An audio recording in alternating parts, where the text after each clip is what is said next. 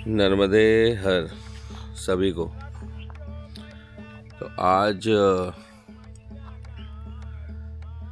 2 दिन ऑलरेडी हो चुके हैं पैर के छालों को, और वो दवाई से तो नहीं दब रहे।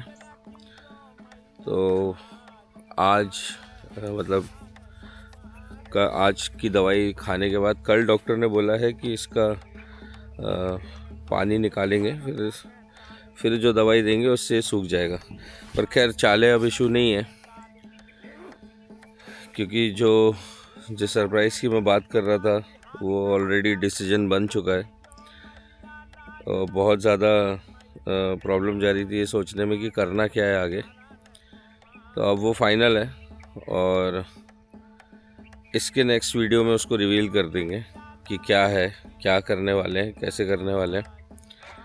फ़िलहाल के लिए तो अभी उसी मंदिर में ही रुके हुए हैं, और ज़्यादा कुछ करने को है नहीं, रेस्ट करने के लिए बोला है। पर ठीक है, थोड़ा बहुत चलते फिरते रहते हैं, क्योंकि पैर चलाने भी बहुत ज़रूरी है। तो थोड़ा बहुत सेवा कार्य यहाँ मंदिर में और भजन कीर्तन का आनंद उठाया जा रहा है अभी तो फ़िलहाल। बहुत अच्छा लग रहा है यहाँ पर, काफ़ी कुछ एक्सप्लोर करने के लिए मिल रहा है। मतलब नर्मदा परिक्रमा का कुछ अलग ही रूप है ये। शायद कोई इतना किसी गांव में रुक के उसको अंदर से इतना नहीं समझता होगा जितना मैं समझने की कोशिश कर रहा हूँ अभी इस गांव को, मर्दाना को। और यहाँ पे काफ़ी लोग हैं, मतलब आप उनको देख के आपको लगेगा कि ये तो ऐसे ही होंगे, पर वो बहुत कुछ कर रहे हैं इस गांव के लिए। और जितने भी मतलब नर्मदा परिक्रमा का जो पूरा बेल्ट है वो मुझको समझ में आया कि जहाँ जहाँ से परिक्रमावासी निकलते, आप यहाँ पे लोगों को अंदर देखोगे कि उनके सेवा भाव सभी के अंदर है। मतलब जितने भी हैं वो चाहे जिस भी रूप से करना चाहे वो करते ज़रूर हैं।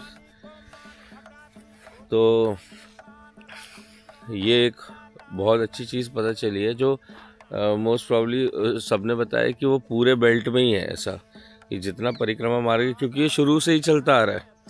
तो यहाँ पे अब ज़्यादा लोग आने लगे हैं, लेकिन पहले इतने नहीं आते थे जितने अब। शायद यूट्यूब के माध्यम से अब बहुत सारी चीज़ों से लोगों को पता चल रहा है नर्मदा परिक्रमा का महत्व, और अब उस चीज़ को लोग करने जा रहे हैं। तो एनीवेज, हमारी जो नर्मदा परिक्रमा यात्रा है वो मंडे से रिज्यूम होगी।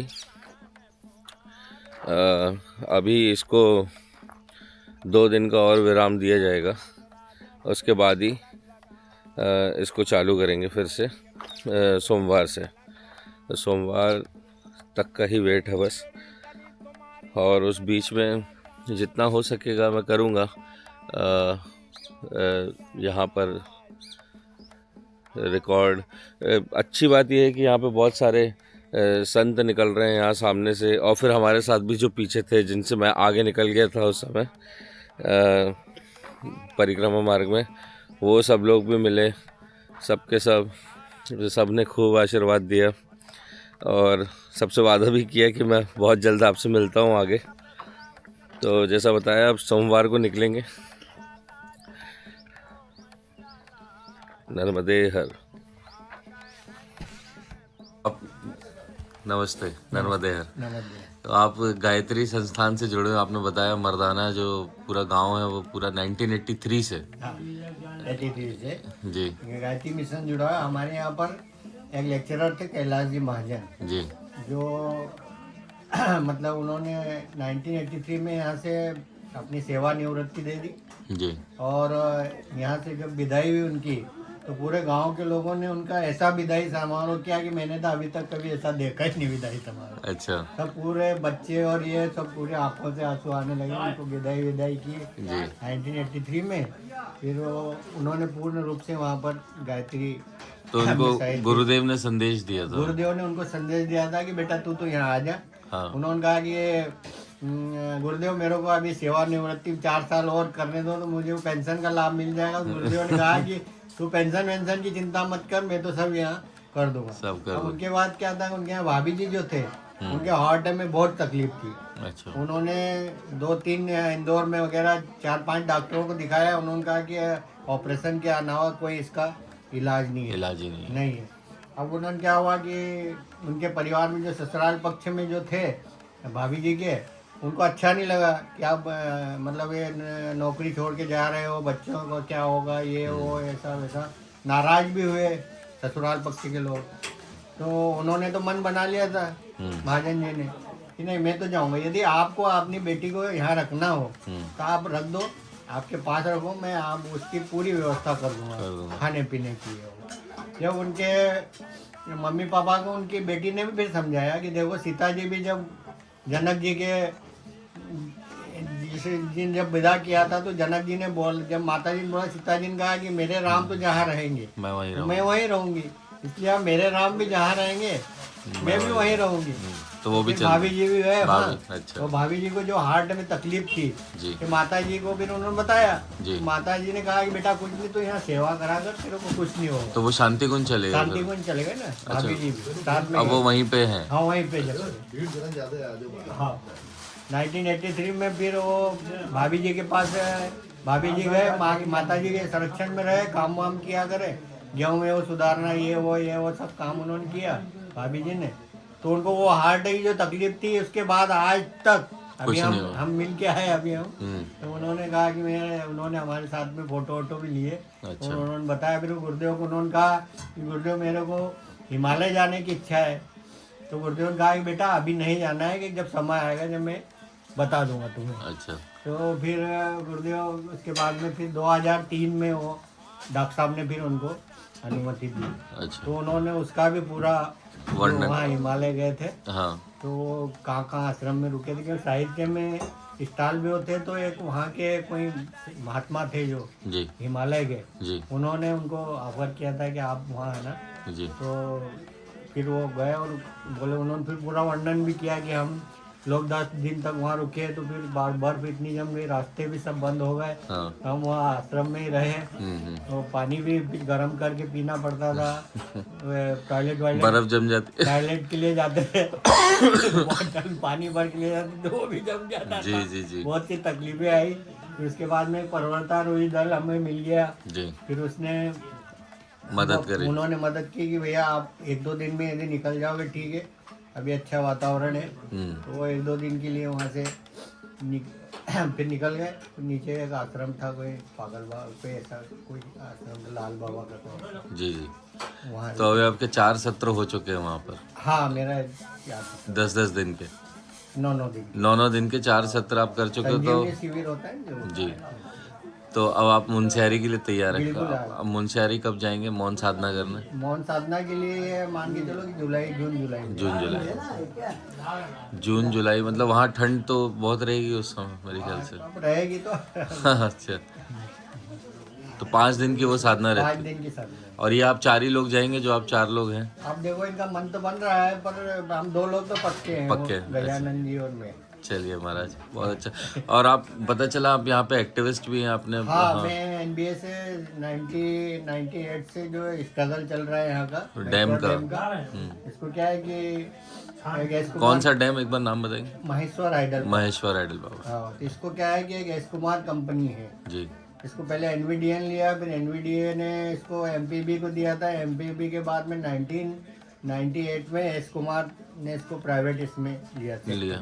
हालांकि एस कुमार इसका प्रमोटर था, उसका केवल 10% इक्विटी थी, बाकी सब फॉरेन की कंपनियां थी, सीमेंस वगैरह, ऑटेक, बायन वर्क वगैरह जी। तो इन्होंने अपना काम अधूरा छोड़ दिया? नहीं, इन्होंने क्या किया, ये हमारा ये बेल्ट आप देख रहे हो बहुत साउंड एरिया है। हाँ।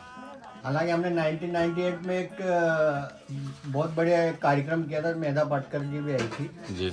हालांकि मेधा पाटकर जी से मैं 1998 से ही जुड़ा हुआ हूँ। और तो उन्होंने एक पहली सभा की थी, और फिर जो लैंड एक्विजिशन अधिकारी जो थे उनसे सवाल किया कि भाई आप इसमें कितने गांव इफेक्टेड होंगे। तो उन्होंने बिल्कुल मतलब लोगों को भ्रम में रखा। उन्होंने कहा कि जबकि इसमें कम से कम 21 गाँव 31 गाँव इफेक्टेड होंगे, जिसमें से जो मर्दाना है वो भी डूब में आ रहा है। पूर्ण रूप से, मतलब पूर्ण रूप से डूब में 9 गाँव पूर्ण रूप से डूब में आ रहे हैं। अच्छा। ये लॉस्ट है, मतलब बढ़वा तहसील का ये मर्दाना। इसके पहले ये नगावा है, फिर से उधर पथराड़ है, पिटामी है, सुलगांव है, लेपा है, अमराथा है, नारखेड़ी है, ऐसे 9 गांव तो पूर्ण रूप से डूब गए। तो उनने हमको जवाब दिया कि नहीं, ऐसे एक भी गांव डूब में नहीं आएगा। जी फिर उन्होंने जो MOU बनाया था, जो प्रोजेक्ट रिपोर्ट बनाई थी, उसमें ये बोला कि ये एरिया बहुत एकदम गरीब एरिया है, गरीब एरिया है। जी यहाँ पर कोई मतलब रोजगार के साधन नहीं है और जमीन भी बंजर है, यहाँ के लोग अनपढ़ हैं, मतलब ऐसा उन्होंने पूरा इसमें बताया था। अब वो सब हमारे बिल्कुल एकदम विपरीत था। जबकि मेरे को पता चला यहाँ पे तो लोग बहुत एजुकेटेड हैं। बहुत एजुकेटेड हैं और जमीन भी जो नर्मदा बेल्ट में जो जितनी ये उपजाऊ है, हाँ ये बेल्ट में इतनी उपजाऊ कहीं नहीं है। कहीं नहीं। तो फिर हम लोगों ने फिर सवाल किए कि भाई ऐसा क्यों, मतलब आप झूठ बोल रहे हो ऐसा है। फिर इसके ऊपर फिर हमने ये सवाल भी किया है कि भाई इसके ऊपर 2 डैम है, इंदिरा सागर, ओंकारेश्वर, बरगी। और ये महेश्वर डैम जो डिपेंडेंट रहेगा ये इंदिरा सागर, ओंकारेश्वर पे, क्योंकि जब वहाँ से रिलीजेज होगा वाटर तब यहाँ तो पे यहाँ बिजली बनेगी। हमने कहा बिजली कम बनेगी, बहुत महंगी बनेगी, और ये जो साउंड एरिया है ये पूरा डूब में जाएगा। पुनर्वास की कोई व्यवस्था नहीं उनकी, बांध का काम चलता जा रहा था। पुनर्वास भी 5 किलोमीटर के अंदर दायरे में ही हाँ, होना दायरे में होना चाहिए। हाँ। अब वो क्या हुआ कि इनका बांध का काम चलता रहा और पुनर्वास के मामले में 0 चलते रहे। जी। फिर हम लोगों ने बहुत मतलब 1-1 महीने तक भोपाल में धरना किया हुआ, न्यू मार्केट में। तो अभी तो वैसे भी स्टे लगा अब तो हाँ, मेरे अभी ख्याल- क्या है कि इसमें क्या हुआ है कि एक पर्यावरण के नेशनल ग्रीन ट्रिब्यूनल है, NGT जिसको बोलते हैं, जी दिल्ली में है। तो हमारे लोग एक तो सर्च किया करे, तो उन्होंने कहा कि यार क्यों नहीं अपन इसमें NGT में अपना ये केस रखें। केस रखे। हालांकि इसके पहले हम लोगों ने बॉम्बे, दिल्ली, सब दूर जो जर्मन एम्बेसी में भी घुसे हम, फिर से इसमें अमेरिका एम्बेसी में भी घुसे हम। अलग अलग टीम बना लेते थे 100-150 लोगों की, और वहाँ के भी एक्टिविटीज हमारी मदद और इन सब चीजों की सूत्रधार आप ही थे? नहीं, नहीं, आप हमारे एक अलग और थे। भी बहुत सारे मैं मतलब जैसे गांव से मेन कार्यकर्ता रहते हैं जी। उसमें। हालांकि मैं मेन एक्टिविटीज में जैसे अभी NGT में जो स्टे लगा हुआ है वो मेरे नाम से लगा हुआ ऑलरेडी यहाँ पे NTPC का पावर प्लांट है पीछे 10 किलोमीटर है ना, तो वो भी 1320 है। हाँ, 1200 1200 कुछ। 12-20। अच्छा अच्छा। तो चलिए महाराज, बहुत अच्छा लगा आपसे मिलके, धन्यवाद। और आपकी तो अभी क्या NGT ने स्पष्ट मना कर दिया है कि आप जब तक एक व्यक्ति का पुनर्वास नहीं करोगे, हाँ और ये जो दोनों याचिकाकर्ता, जैसे एक संजय निगम और एक और है अंतर सिंह दरबार, 2 करके हम लोग हैं, अच्छा हमारे लोगों के द्वारा याचिका लगी हुई है। तो हमने कहा कि भाई जब हम कोर्ट में जाते हैं, दिल्ली में NGT में हमारी लगती है, तो उसमें उन्होंने फिर कड़ा आदेश दिया है कि जब तक एक व्यक्ति लिख के नहीं देगा भाई हमारा पुनर्वास नहीं हुआ है, जब तक बांध में एक बूंद भी, बांध कंप्लीट है 100%, जी। केवल शटर खींचने की जरूरत है। तो ऐसा सुनने में आया जैसे मुआवजा मिल चुका है यहाँ पे सब लोगों को, बस पुनर्वास नहीं मिला है। हाँ, पुनर्वास। ये मुआवजे में भी क्या हुआ है, कुछ भ्रांतियाँ हैं।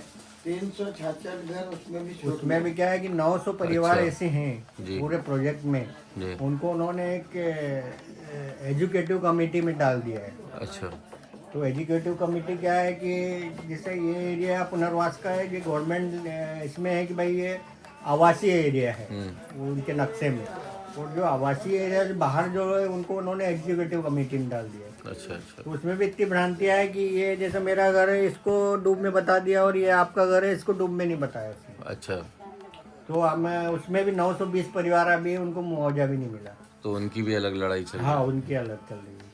आएंगे आगे और मिले तो मत लीजिएगा, ये खा लीजिएगा। ना भैया, ये बढ़वाने तक तो फुल मिलेगा, बढ़वाने के बाद थोड़ी दिक्कत आती है। अभी माई ठीक लग रहा है चलने में, आपको कोई दिक्कत नहीं? इधर थोड़ा इधर दुख रहा ना, पैर। इधर ही दुखता, बाकी किधर है नहीं, कुछ नहीं था, खाली इधर इतना ही दुखता, इतना यहाँ से ऐसा।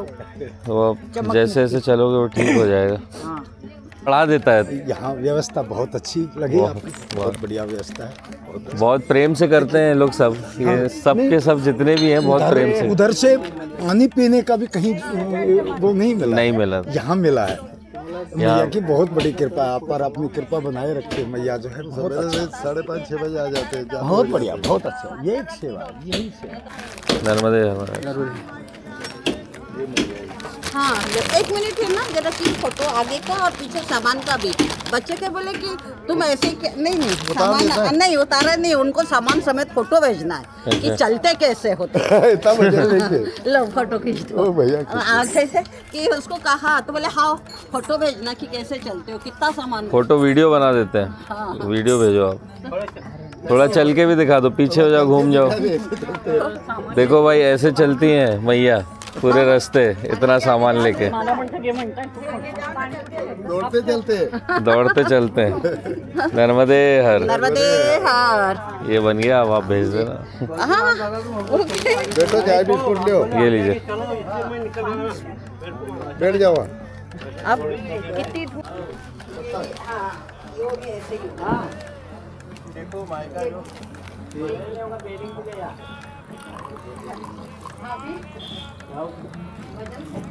बस नर्मदे हर।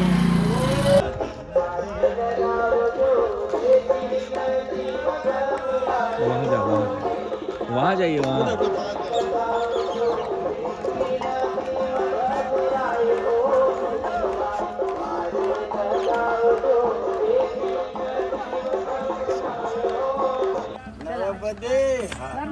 भगवान ने कभी बचाया ना तो अगले साल जरूर आऊंगी। चलो नर्मदे हर, नर्मदे हर। नर्मदे हर।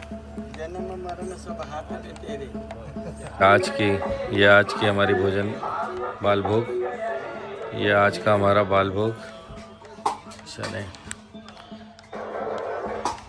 नर्मदे हर, नर्मदे हर।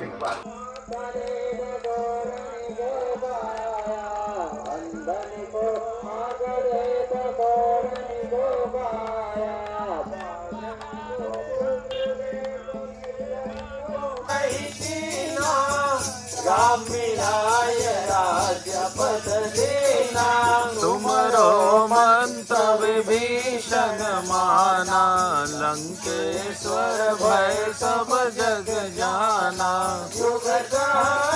जो जन पर भानु, लील्यो ताहि मधुर पद जानु।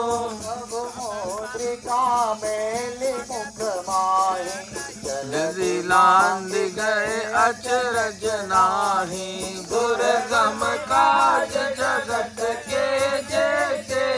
सुगम अनुग्रह तुमरे तेते।